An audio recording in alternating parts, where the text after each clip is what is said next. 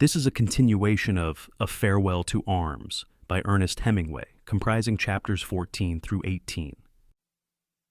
Chapter 14. It was bright sunlight in the room when I woke. I thought I was back at the front and stretched out in bed.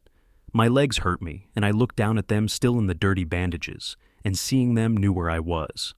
I reached up for the bell cord and pushed the button. I heard it buzz down the hall, and then someone coming on rubber soles along the hall. It was Miss Gage, and she looked a little older in the bright sunlight, and not so pretty. "Good morning," she said. "Did you have a good night?" "Yes, thanks very much," I said. "Can I have a barber?" "I came in to see you, and you were asleep with this in the bed with you." She opened the armoire door and held up the vermouth bottle. It was nearly empty. "I put the other bottle from under the bed in there too," she said. "Why didn't you ask me for a glass?" "I thought maybe you wouldn't let me have it. I'd have had some with you." "You're a fine girl." "It isn't good for you to drink alone," she said. "You mustn't do it." "All right." "Your friend Miss Barclay's come," she said. "Really?" "Yes, I don't like her." "You will like her. She's awfully nice." She shook her head. "I'm sure she's fine. Can you move just a little to this side? That's fine. I'll clean you up for breakfast." She washed me with a cloth and soap and warm water. "Hold your shoulder up," she said. "That's fine." "Can I have the barber before breakfast?" "I'll send the porter for him." She went out and came back. "He's gone for him," she said, and dipped the cloth she held in the basin of water. The barber came with the porter. He was a man of about 50 with an upturned mustache. Miss Gage was finished with me and went out, and the barber lathered my face and shaved. He was very solemn and refrained from talking. "What's the matter? Don't you know any news?" I asked. "What news?" "Any news. What's happened in the town?" "It is time of war," he said. "The enemy's ears are everywhere." I looked up at him. "Please hold your face still," he said, and went on shaving. "I will tell nothing." "What's the matter with you?" I asked. "I am an Italian. I will not communicate with the enemy." I let it go at that. If he was crazy, the sooner I could get out from under the razor, the better. Once I tried to get a good look at him. "Beware," he said. "The razor is sharp." I paid him when it was over and tipped him half a lira. He returned the coins. "I will not. I am not at the front, but I am an Italian." "Get the hell out of here." "With your permission," he said, and wrapped his razors in newspaper. He went out, leaving the 5 copper coins on the table beside the bed. I rang the bell. Miss Gage came in. "Would you ask the porter to come, please?" "All right." The porter came in. He was trying to keep from laughing. "Is that barber crazy?" "No, signorino. He made a mistake. He doesn't understand very well, and he thought I said you were an Austrian officer." "Oh," I said. "Ho, ho, ho," the porter laughed. He was funny. "One move from you," he said, "and he would have—" He drew his forefinger across his throat. "Ho, ho, ho!" He tried to keep from laughing. "When I tell him you were not an Austrian, ho, ho, ho." "Ho, ho, ho," I said bitterly. How funny if he would cut my throat. Ho, ho, ho.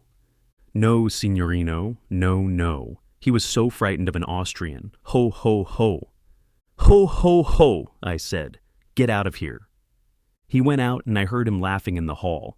I heard someone coming down the hallway. I looked toward the door. It was Catherine Barclay. She came in the room and over to the bed. "Hello, darling," she said. She looked fresh and young and very beautiful. I thought I had never seen anyone so beautiful. "Hello," I said. When I saw her, I was in love with her. Everything turned over inside of me. She looked toward the door, saw there was no one. Then she sat on the side of the bed and leaned over and kissed me. I pulled her down and kissed her, and felt her heart beating. "You sweet," I said. "Weren't you wonderful to come here?" "It wasn't very hard. It may be hard to stay." "You've got to stay," I said. "Oh, you're wonderful." I was crazy about her. I could not believe she was really there and held her tight to me. "You mustn't," she said. "You're not well enough." "Yes, I am. Come on." "No, you're not strong enough." "Yes, I am. Yes, please." "You do love me?" "I really love you. I'm crazy about you. Come on, please." Feel our hearts beating. "I don't care about our hearts. I want you. I'm just mad about you." "You really love me?" "Don't keep on saying that. Come on. Please, please, Catherine." "All right, but only for a minute." "All right," I said. "Shut the door." You can't. You shouldn't. Come on, don't talk. Please come on. Catherine sat in a chair by the bed. The door was open into the hall. The wildness was gone, and I felt finer than I had ever felt. She asked, "Now, do you believe I love you?" "Oh, you're lovely," I said. "You've got to stay. They can't send you away. I'm crazy in love with you. We'll have to be awfully careful. That was just madness. We can't do that." "We can at night." "Say it." "We'll have to be awfully careful. You'll have to be careful in front of other people." "I will. You'll have to be. You're sweet. You do love me, don't you?" "Don't say that again. You don't know what that does to me." "I'll be careful then. I don't want to do anything more to you. I have to go now, darling, really. Come back right away." "I'll come when I can. Goodbye." "Goodbye, sweet." She went out. God knows I had not wanted to fall in love with her. I had not wanted to fall in love with anyone. But God knows I had, and I lay on the bed in the room of the hospital in Milan, and all sorts of things went through my head. But I felt wonderful, and finally Miss Gage came in. "The doctor's coming," she said. "He telephoned from Lake Como. When does he get here?" "He'll be here this afternoon." Chapter 15. Nothing happened until afternoon. The doctor was a thin, quiet little man who seemed disturbed by the war. He took out a number of small steel splinters from my thighs, with delicate and refined distaste. He used a local anesthetic called something or other snow, which froze the tissue and avoided pain until the probe, the scalpel, or the forceps got below the frozen portion. The anesthetized area was clearly defined by the patient, and after a time, the doctor's fragile delicacy was exhausted, and he said it would be better to have an X-ray. Probing was unsatisfactory, he said. The X-ray was taken at the Ospedale Maggiore, and the doctor who did it was excitable, efficient, and cheerful. It was arranged by holding up the shoulders that the patient should see personally some of the larger foreign bodies through the machine. The plates were to be sent over. The doctor requested me to write in his pocket notebook my name and regiment and some sentiment. He declared that the foreign bodies were ugly, nasty, brutal. The Austrians were sons of bitches. How many had I killed? I had not killed any, but I was anxious to please, and I said I had killed plenty. Miss Gage was with me, and the doctor put his arm around her and said she was more beautiful than Cleopatra. Did she understand that? Cleopatra, the former queen of Egypt. Yes, by God she was. We returned to the little hospital in the ambulance, and after a while, and much lifting, I was upstairs and in bed again. The plates came that afternoon, the doctor had said. By God he would have them that afternoon, and he did. Catherine Barkley showed them to me. They were in red envelopes, and she took them out of the envelopes and held them up to the light, and we both looked. "That's your right leg," she said, then put the plate back in the envelope. "This is your left." "Put them away," I said, "and come over to the bed." "I can't," she said. "I just brought them in for a second to show you." She went out, and I lay there. It was a hot afternoon, and I was sick of lying in bed. I sent the porter for the papers, all the papers he could get. Before he came back, 3 doctors came into the room. I have noticed that doctors who fail in the practice of medicine have a tendency to seek one another's company and aid in consultation.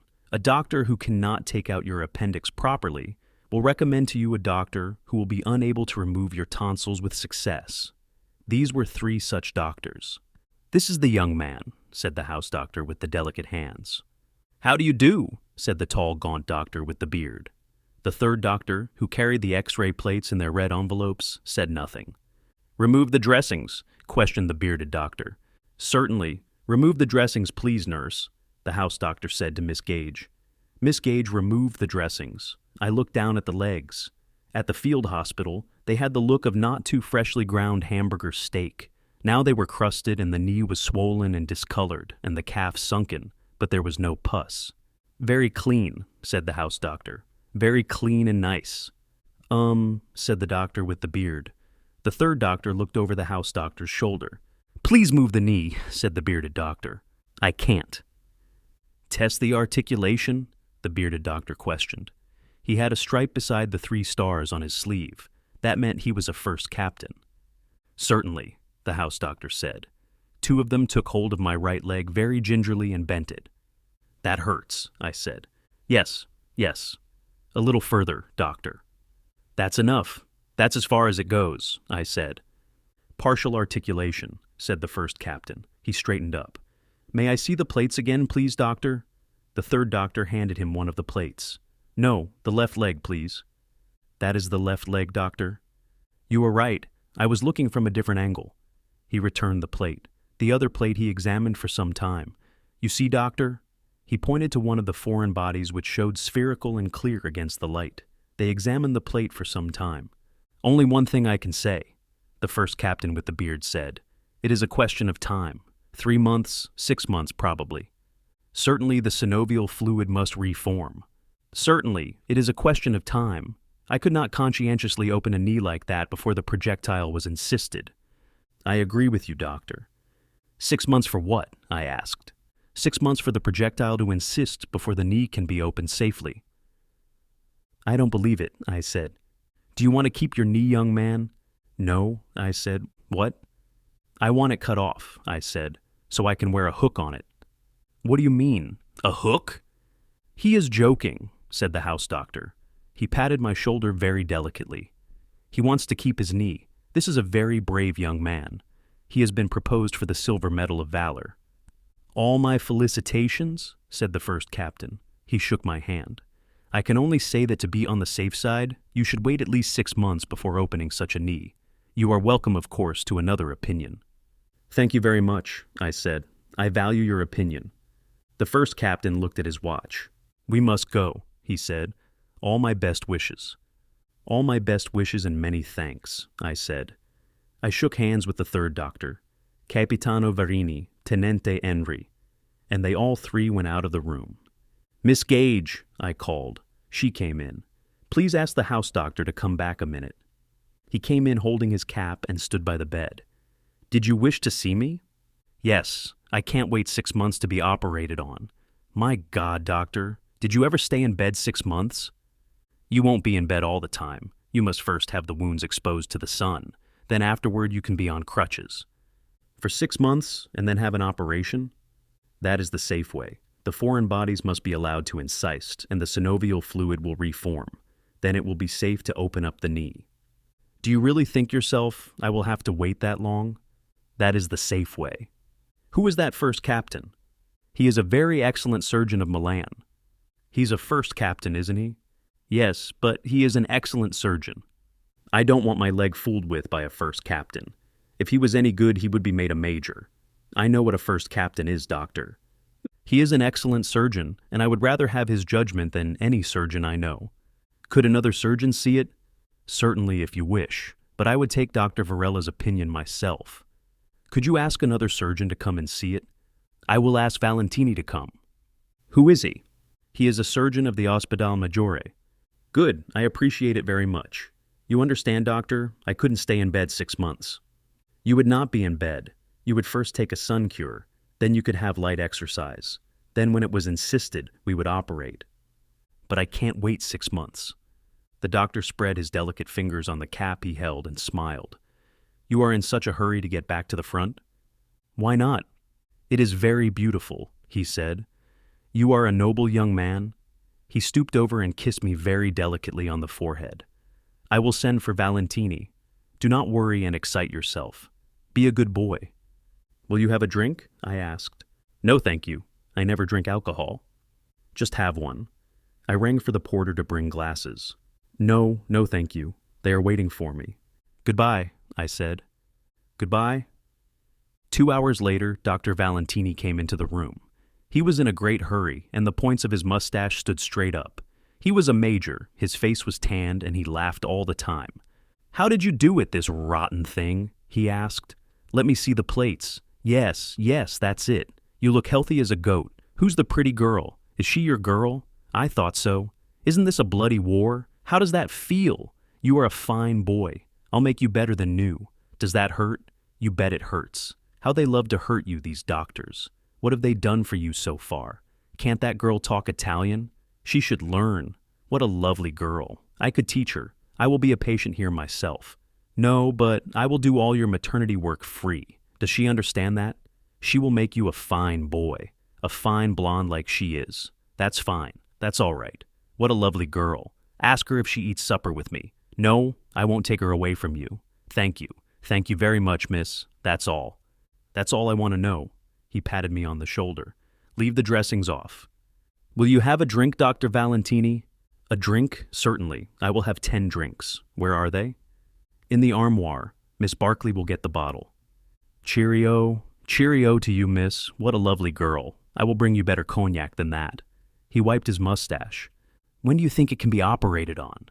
"Tomorrow morning, not before. Your stomach must be emptied. You must be washed out.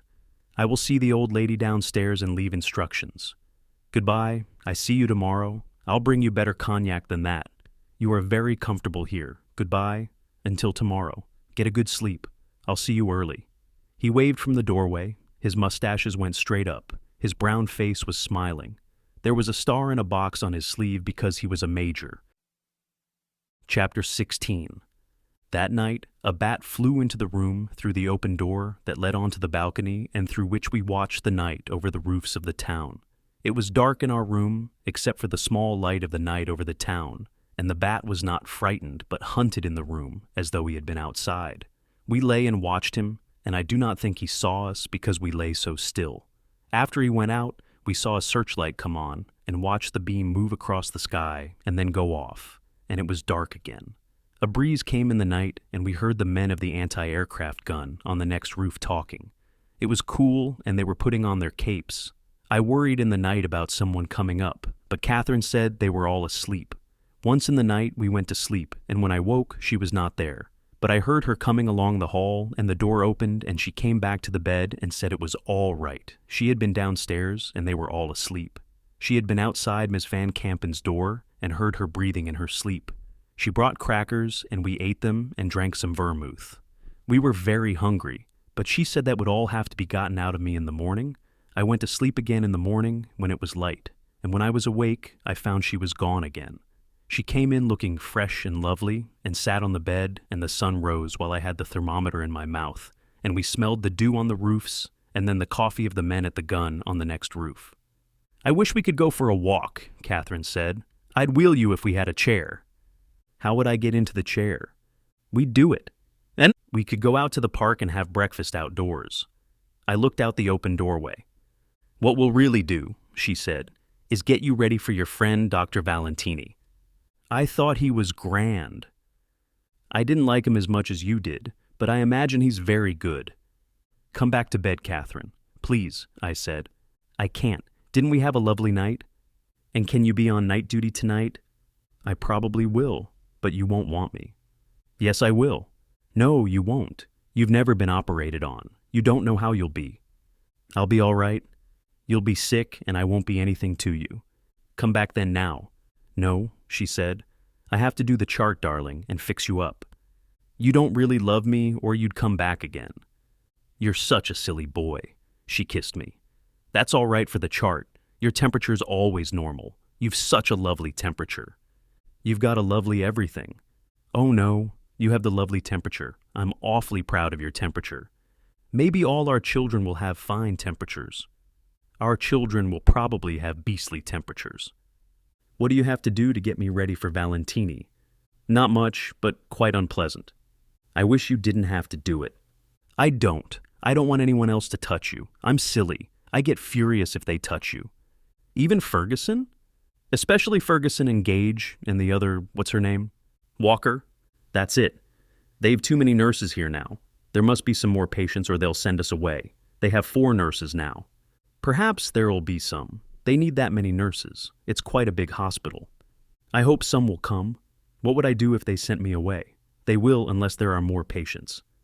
"I'd go too." "Don't be silly. You can't go yet. But get well quickly, darling, and we will go somewhere." "And then what?" "Maybe the war will be over. It can't always go on." "I'll get well," I said. "Valentini will fix me." "He should with those mustaches. And darling, when you're going under the ether, just think about something else, not us, because people get very blabby under an anesthetic." "What should I think about?" "Anything. Anything but us. Think about your people. Or even any other girl." "No." "Say your prayers then. That ought to create a splendid impression." "Maybe I won't talk." "That's true. Often people don't talk." "I won't talk." "Don't brag, darling. Please don't brag. You're so sweet, and you don't have to brag." I won't talk a word. Now you're bragging, darling.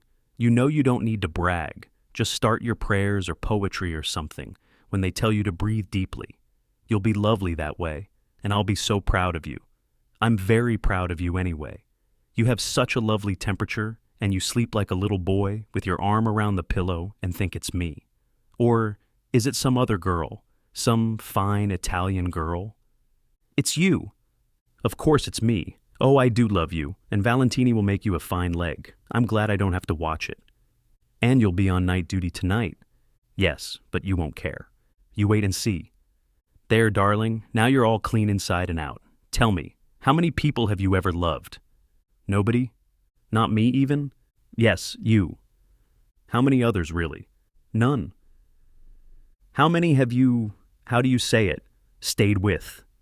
None. You're lying to me? Yes. It's all right. Keep right on lying to me. That's what I want you to do. Were they pretty? I never stayed with anyone. That's right. Were they very attractive? I don't know anything about it. You're just mine. That's true, and you've never belonged to anyone else. But I don't care if you have. I'm not afraid of them. But don't tell me about them. When a man stays with a girl, when does she say how much it costs? I don't know. Of course not. Does she say she loves him? Tell me that. I want to know that. Yes, if he wants her to. Does he say he loves her? Tell me, please. It's important. He does if he wants to. But you never did, really? No, not really. Tell me the truth? No, I lied. You wouldn't, she said. I knew you wouldn't. Oh, I love you, darling. Outside, the sun was up over the roofs, and I could see the points of the cathedral with the sunlight on them. I was clean inside and outside and waiting for the doctor. And that's it, Catherine said. She says just what he wants her to. Not always. But I will. I'll say just what you wish, and I'll do what you wish. And then you will never want any other girls, will you? She looked at me very happily. I'll do what you want and say what you want, and then I'll be a great success, won't I? Yes. Ah! What would you like me to do now that you're all ready? Come to the bed again. All right, I'll come. Oh, darling, darling, darling, I said. You see, she said, I do anything you want. You're so lovely. I'm afraid I'm not very good at it yet. You're lovely. I want what you want. There isn't any me anymore, just what you want. You sweet. I'm good, aren't I good? You don't want any other girls, do you? No. You see, I'm good. I do what you want. Chapter 17. When I was awake after the operation, I had not been away. You do not go away. They only choke you. It is not like dying. It is just a chemical choking, so you do not feel.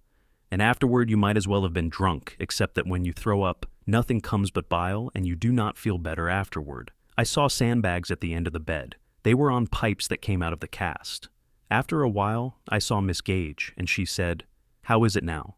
Better, I said. He did a wonderful job on your knee. How long did it take? 2 hours and a half. Did I say anything silly? Not a thing. Don't talk. Just be quiet. I was sick, and Catherine was right. It did not make any difference who was on night duty. There were 3 other patients in the hospital now. A thin boy in the Red Cross from Georgia with malaria, a nice boy, also thin, from New York with malaria and jaundice, and a fine boy who had tried to unscrew the fuse cap from a combination shrapnel and high explosive shell for a souvenir. This was a shrapnel shell used by the Austrians in the mountains, with a nose cap, which went on after the burst and exploded on contact. Catherine Barclay was greatly liked by the nurses because she would do night duty indefinitely. She had quite a little work with the malaria people. The boy who had unscrewed the nose cap was a friend of ours and never rang at night, unless it was necessary. But between the times of working, we were together. I loved her very much, and she loved me. I slept in the daytime, and we wrote notes during the day when we were awake and sent them by Ferguson. Ferguson was a fine girl. I never learned anything about her, except that she had a brother in the 52nd Division, and a brother in Mesopotamia, and she was very good to Catherine Barclay. Will you come to our wedding, Fergie? I said to her once. You'll never get married. We will. No, you won't. Why not? You'll fight before you'll marry. We never fight. You've time yet. We don't fight. You'll die then. Fight or die. That's what people do. They don't marry. I reached for her hand. Don't take hold of me, she said. I'm not crying. Maybe you'll be all right, you two. But watch out you don't get her in trouble. You get her in trouble and I'll kill you. I won't get her in trouble. Well, watch out then. I hope you'll be all right. You have a good time. We have a fine time. Don't fight then, and don't get her into trouble. I won't. Mind you watch out. I don't want her with any of these war babies. You're a fine girl, Fergie. I'm not. Don't try to flatter me. How does your leg feel? Fine. How is your head? She touched the top of it with her fingers. It was sensitive like a foot that had gone to sleep. It's never bothered me. A bump like that could make you crazy. It never bothers you? No. You're a lucky young man. Have you the letter done? I'm going down. It's here, I said. You ought to ask her not to do night duty for a while. She's getting very tired. All right, I will. I want to do it, but she won't let me. The others are glad to let her have it. You might give her just a little rest. All right. Miss Van Campen spoke about you sleeping all the forenoons. She would. It would be better if you let her stay off nights a little while. I want her to. You do not, but if you would make her, I'd respect you for it. I'll make her. I don't believe it. She took the note and went out. I rang the bell, and in a little while Miss Gage came in. What's the matter? I just wanted to talk to you. Don't you think Miss Barkley ought to go off night duty for a while? She looks awfully tired. Why does she stay on so long? Miss Gage looked at me. I'm a friend of yours, she said. You don't have to talk to me like that. What do you mean? Don't be silly. Was that all you wanted? Do you want a vermouth? All right, then I have to go. She got out the bottle from the armoire and brought a glass. You take the glass, I said. I'll drink out of the bottle. Here's to you, said Miss Gage. What did Van Campen say about me sleeping late in the mornings? She just jawed about it. She calls you our privileged patient. To hell with her. She isn't mean, Miss Gage said. She's just old and cranky. She never liked you. No. Well, I do, and I'm your friend. Don't forget that. You're awfully damn nice. No, I know who you think is nice, but I'm your friend. How does your leg feel? Fine. I'll bring some cold mineral water to pour over it. It must itch under the cast. It's hot outside. You're awful nice? Does it itch much? No, it's fine. I'll fix those sandbags better. She leaned over. I'm your friend. I know you are. No, you don't, but you will someday. Catherine Barkley took 3 nights off night duty, and then she came back on again. It was as though we met again after each of us had been away on a long journey. Chapter 18. We had a lovely time that summer. When I could go out, we rode in a carriage in the park. I remember the carriage, the horse going slowly, and up ahead the back of the driver with his varnished high hat, and Catherine Barkley sitting beside me. If we let our hands touch, just the side of my hand touching hers, we were excited. Afterward, when I could get around on crutches, we went to dinner at Biffy's or the Gran Italia and sat at the tables outside on the floor of the Galleria. The waiters came in and out, and there were people going by and candles with shades on the tablecloths. And after we decided that we liked the Gran Italia best, George, the head waiter, saved us a table. He was a fine waiter, and we let him order the meal while we looked at the people, and the great Galleria in the dusk, and each other. We drank dry white Capri iced in a bucket, although we tried many of the other wines, Fresa, Barbera, and the sweet white wines. They had no wine waiter because of the war, and George would smile ashamedly when I asked about wines like Fresa. If you imagine a country that makes a wine because it tastes like strawberries, he said. Why shouldn't it? Catherine asked. It sounds splendid. You try it, lady, said George, if you want to, but let me bring a little bottle of Margaux for the Tenente. I'll try it too, George. Sir, I can't recommend you to. It doesn't even taste like strawberries. It might, said Catherine. It would be wonderful if it did. I'll bring it, said George, and when the lady is satisfied, I'll take it away. It was not much of a wine. As he said, it did not even taste like strawberries. We went back to Capri. One evening I was short of money, and George loaned me 100 lire. That's all right, Tenente, he said. I know how it is. I know how a man gets short. If you or the lady need money, I've always got money. After dinner, we walked through the Galleria, past the other restaurants and the shops with their steel shutters down, and stopped at the little place where they sold sandwiches, Ham and lettuce sandwiches and anchovy sandwiches made of very tiny brown glazed rolls, and only about as long as your finger. They were to eat in the night when we were hungry. Then we got into an open carriage outside the Galleria in front of the cathedral and rode to the hospital. At the door of the hospital, the porter came out to help with the crutches. I paid the driver, and then we rode upstairs in the elevator. Catherine got off at the lower floor where the nurses lived, and I went on up and went down the hall on crutches to my room. Sometimes I undressed and got into bed, and sometimes I sat out on the balcony with my leg up on another chair and watched the swallows over the roofs and waited for Catherine. When she came upstairs, it was as though she had been away on a long trip, and I went along the hall with her on the crutches and carried the basins and waited outside the doors, or went in with her, it depending on whether they were friends of ours or not. And when she had done all there was to be done, we sat out on the balcony outside my room. Afterward, I went to bed, and when they were all asleep and she was sure they would not call.